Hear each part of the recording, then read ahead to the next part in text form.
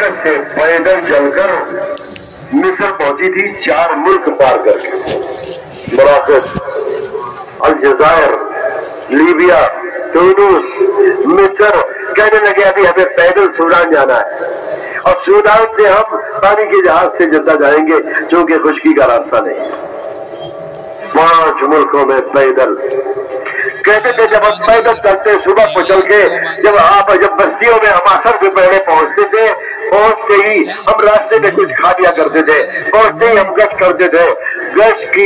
गश्त करते देखते वहां के लोग कहते ये तो सहाबा जैसे लोग लग रहे हैं। इस रास्ते के मुजाहिरों पर अल्लाह ताला दिलों के बदलने का फैसला करेगा।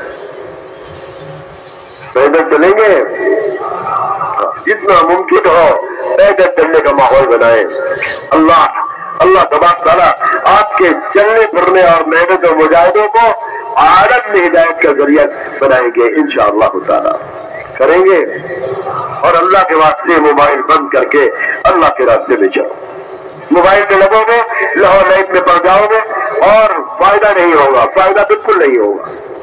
इसलिए मोबाइल जितना हो सके मोबाइल से अपने आप को बचाएं, जितना हो सके।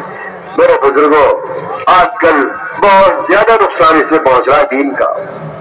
अल्लाह मुझे भी और आपको भी तौफीक अता फरमाए। दिन में मेहनत करनी है, रातों को दुआओं का एहतमाम करना है। अल्लाह ताला हमारे इज्तिमा को कबूल फरमाए। सारा मजमा अल्लाह के रास्ते में निकलने वाली सुन्नत पर अपने आप को एहतमाम से जमाए और इस्तिकामत के साथ मौत तक चलते रहने के लिए कोशिश में लगे और इस पर इस्तिकामत के साथ चलता है।